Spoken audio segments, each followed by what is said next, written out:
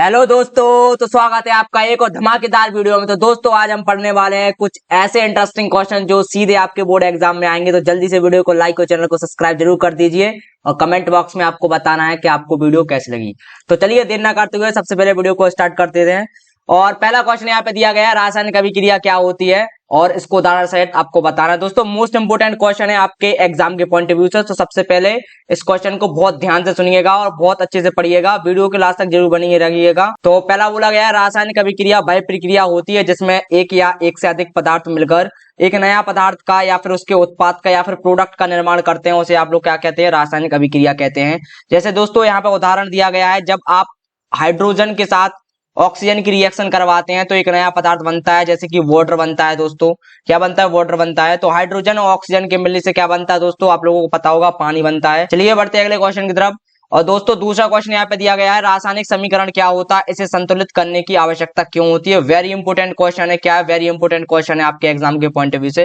रासायनिक समीकरण किसी भी रासायनिक अभिक्रिया को उनके प्रतीकों और सूत्रों के माध्यम से व्यक्त करने का एक तरीका है। दोस्तों इसे संतुलित करने के लिए इसलिए आवश्यकता होती है ताकि परमाणु संरक्षण का नियम का आप लोग क्या कर सकें? पालन कर सके, लॉ ऑफ कंजर्वेशन मास बना रहे। दोस्तों ये बहुत ज्यादा इंपोर्टेंट है। दोस्तों जैसे असंतुलित समीकरण दिया गया है H2 + O2 = H2O। अब देखिए दोस्तों यहाँ पे क्या है, यहाँ पे जो ऑक्सीजन है दोस्तों यहाँ पे एक दिया गया है, बट यहाँ पे ऑक्सीजन दो दिए गए हैं। इसी प्रकार से आपको बैलेंस करना पड़ेगा। तो दोस्तों आप लोगों को पता है, इस प्रकार से ये समीकरण को आप संतुलित करेंगे, 2H2 + O2 = 2H2O। तो अब देखना दोस्तों, दोनों साइड परमाणुओं की संख्या समान है, इस वजह से इसमें क्या है, परमाणु संरक्षण का नियम भी लगता है, law of conservation of mass भी वैलिड होता है। तो चलिए जल्दी से बढ़ते हैं अगले क्वेश्चन की तरफ। क्वेश्चन नंबर 3 दिया गया है दोस्तों, निम्नलिखित समीकरण को संतुलित कीजिए। दोस्तों वेरी इंपोर्टेंट क्वेश्चन भी है। संतुलित समीकरण बहुत ज्यादा पूछे जाते हैं आपके बोर्ड एग्जाम में। तो संतुलित समीकरण को बहुत ध्यान से और बहुत बारीकी से आप लोग सॉल्व करेंगे। दोस्तों जैसे पहला दिया गया Fe + H2O की रिएक्शन जब आप करवाते हैं तो Fe3O4 बनता है, साथ में हाइड्रोजन गैस क्या होती है दोस्तों? निकलती है। तो जब आप इसे संतुलित करेंगे तो क्या हो जाएगा दोस्तों? 3 × Fe + 4 × H2O = 3 × Fe 4 × H2O + 4H2O। दोस्तों मैं आपको समीकरण को संतुलित करके दिखा देता हूं। जैसे यहाँ पे क्या है, Fe + H2O है, तो क्या हो गया? Fe3O4 + H2। अब देखिए दोस्तों यहाँ पे Fe आपने एक बार लिया गया है, यहाँ पे Fe 3 बार है। तो आप लोग क्या करेंगे, इस साइड Fe को 3 बार करेंगे। अब देखना दोस्तों यहाँ पे ऑक्सीजन कितने बार लिया गया है, ऑक्सीजन कितने बार लिया गया है? एक बार। यहाँ पे ऑक्सीजन 4 बार है। तो सबसे पहले आप क्या करेंगे, ऑक्सीजन को इस साइड भी 4 बना लेंगे। अब दोस्तों ऑक्सीजन को 4 करते हुए आपका जो हाइड्रोजन है वो क्या हो गया दोस्तों? अनबैलेंस हो गया है। अब हाइड्रोजन कितने हो गए? 8 हो गए हैं। तो आप लोग क्या करेंगे, यहाँ पे भी 8 बनाएंगे, तो 4 से आप यहाँ पे मल्टीप्लाई कर देंगे। तो इस प्रकार से यहाँ पे संतुलित हो जाता है पूरा समीकरण। आप अब देख सकते हैं कि Fe 3 है, तो दोस्तों यहाँ पे भी Fe 3 है। यहाँ पे हाइड्रोजन 8 है, तो दोस्तों यहाँ पे भी हाइड्रोजन 8 है। यहाँ पे ऑक्सीजन 4 है, तो यहाँ पे भी ऑक्सीजन 4 है। इस प्रकार से दोस्तों आपको समीकरण को संतुलित करना है। दोस्तों ये आपके लिए दिया गया है, तो आप लोग घर पे इसको ट्राई करेंगे संतुलित करके। तो चलिए बढ़ते हैं अगले क्वेश्चन की तरफ।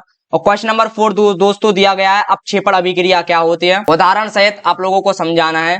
तो अपक्षेपण अभिक्रिया वह अभिक्रिया होती है जिसमें 2 विलयन के मिलने से एक आघूलनशील ठोस पदार्थ बनता है, जैसे अपक्षेप कहते हैं दोस्तों। इसको पीपीटी भी बोलते हैं, प्रेसिपिटेट। जो क्या होता है दोस्तों, एक ठोस पदार्थ बनता है जो अभिक्रिया में फिर क्या होता है, वो ठोस पदार्थ नीचे बैठ जाता है। आप लोगों को पता होगा, जैसे पीपीटी भी बोला जाता है, एक सफेद अपक्षेप पदार्थ होता है। जैसे आप लोग जब भी BaCl2 की रिएक्शन Na2SO4 के साथ करवाएंगे तो दोस्तों क्या होता है, BaSO4 बनता है। BaSO4 एक प्रकार का सफेद रंग का दोस्तों एक पदार्थ होता है जो कि क्या हो जाता है, नीचे बैठ जाता है, प्लस 2 टाइम्स क्या बनता है, NaCl बनता है दोस्तों। तो वो मोस्ट इंपोर्टेंट है दोस्तों, अपक्षेपण अभिक्रिया क्या है, इसे बहुत अच्छे से पढ़ के जाइएगा। चलिए बढ़ते हैं अगले क्वेश्चन की तरफ। क्वेश्चन नंबर 5 दोस्तों यहाँ पर दिया गया है, अभिक्रियाओं के प्रकारों को परिभाषित करें और उनके उदाहरण भी दें। तो पहला है दोस्तों संयोजन अभिक्रिया। संयोजन अभिक्रिया क्या होती है? जब 2 या 2 से अधिक पदार्थ आपस में मिलकर एक नया पदार्थ बनाते हैं, उसे संयोजन अभिक्रिया कहते हैं। दोस्तों इसका समीकरण आप लोग याद कर लीजिएगा। विघटन अभिक्रिया क्या होती है? जब कोई यौगिक टूटकर 2 या 2 से अधिक सरल पदार्थों में बदल जाता है, उसे आप लोग क्या कहेंगे, विघटन कहेंगे। जैसे कि दोस्तों CaCO3 होता है, तो क्या बनाता है दोस्तों, ये कौन सा पदार्थ बनाता है दोस्तों? CaO + CO2। दोस्तों इस प्रकार से ये टूट जाता है। इसकी एक और समीकरण भी दिया गया है, आप लोग इसे भी कर सकते हैं। विस्थापन अभिक्रिया क्या है? जब एक तत्व किसी यौगिक से दूसरे तत्व को क्या करते हैं दोस्तों, विस्थापित कर दे। जैसे कि Zn ने क्या किया दोस्तों, Cu को विस्थापित कर दिया और क्या बन गया, ZnSO4 बन गया है, प्लस Cu को इसने अलग कर दिया। दोहरा विस्थापन क्या कहलाता है, जब दो यौगिक आपस में अपने आयनों का क्या करें दोस्तों, आदान प्रदान कर लें।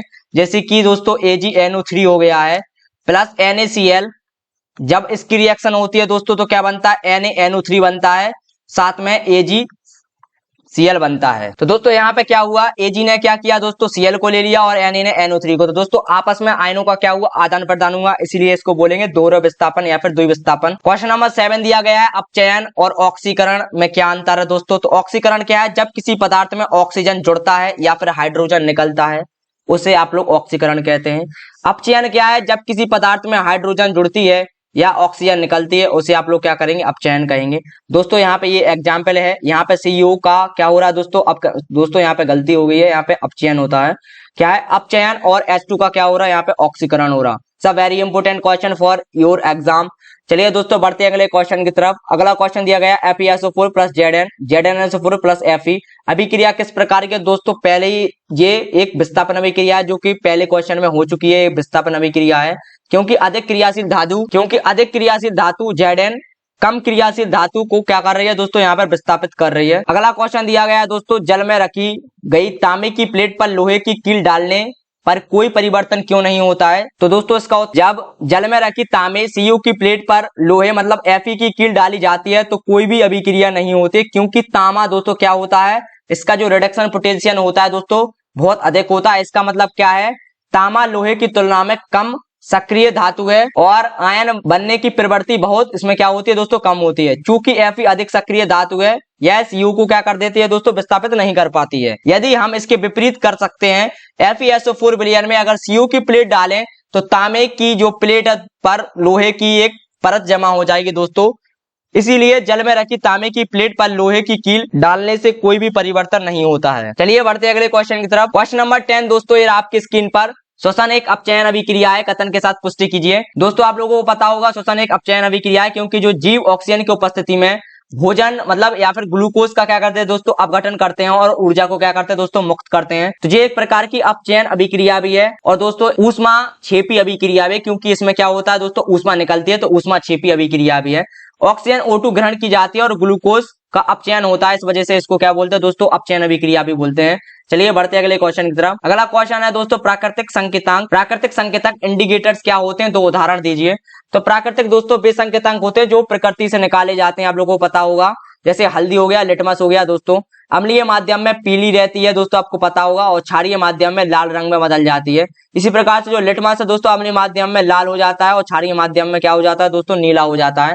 ये आपके एग्जाम्पल हो गए। चलिए बढ़ते हैं अगले क्वेश्चन की तरफ। अगला क्वेश्चन दिया गया है HCl प्लस NaOH की जब भी आप रिएक्शन करवाते हैं तो क्या बनता है, NaCl प्लस H2O बनता है। इस अभिक्रिया का आपको नाम बताना है और व्याख्या करनी है। दोस्तों ये एक प्रकार की उदासीनीकरण अभिक्रिया है, आप लोगों को पता होगा। NaCl क्या है दोस्तों, लवण है और साथ में जल है। तो आपको पता होगा जब भी अम्ल की रिएक्शन क्षार के साथ करवाते हैं तो क्या क्या बनता है, लवण प्लस जल बनता है। तो उस अभिक्रिया को क्या कहते हैं, उदासीनीकरण अभिक्रिया कहते हैं। ये मोस्ट इंपोर्टेंट रिएक्शन है दोस्तों, आप लोग इसे बहुत अच्छे से करके जाइएगा। अगला क्वेश्चन है बेकिंग सोडा जिसे NaHCO3 बोलते हैं तथा वॉशिंग सोडा Na2CO3 में क्या अंतर है।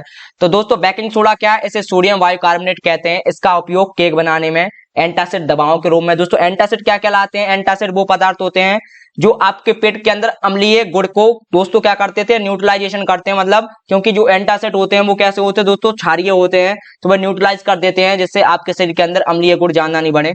और क्या है दोस्तों, सफाई कार्यों में भी इनका प्रयोग किया जा सकता है। वॉशिंग सोडा क्या है दोस्तों, ऐसे सोडियम कार्बोनेट कहते हैं। यह कपड़े धोने के रूप में, थोड़ा डिटर्जेंट के रूप में प्रयोग करते हैं और जल को नरम बनाने के लिए भी इनका प्रयोग किया जाता है। चलिए बढ़ते हैं अगले क्वेश्चन की तरफ। क्वेश्चन अगला दिया गया है चूना पानी प्लस CO2 की जब आप इनकी रिएक्शन करवाएंगे तो एक दूधिया सफेद संतुलित अभिक्रिया एवं उसकी व्याख्या करना है। तो दोस्तों जब भी आप कैल्शियम हाइड्रोक्साइड, इसी चूना पानी का जो फॉर्मूला होता है उसे कैल्शियम हाइड्रोक्साइड बोलते हैं, इसकी रिएक्शन जब भी आप CO2 के साथ करवाएंगे तो CaCO3 बनेगा दोस्तों, जो कि एक दूधिया सफेद पदार्थ है। और साथ में क्या बनता है दोस्तों, वाटर बनता है। आशा करते हैं आप लोगों को समझ में आ गया होगा। तो चलिए बढ़ते हैं अगले क्वेश्चन की तरफ। अगला क्वेश्चन क्या है दोस्तों, एंटासिड क्या है होता है, यह अम्लता एसिडिटी को कैसे कम करता है। दोस्तों इसका जवाब मैं पहले ही दे चुका हूं कि एंटासिड वे पदार्थ होते हैं जो पेट में अधिक अम्लता मतलब एसिडिटी को न्यूट्रलाइज करने के लिए उपयोग किए जाते हैं।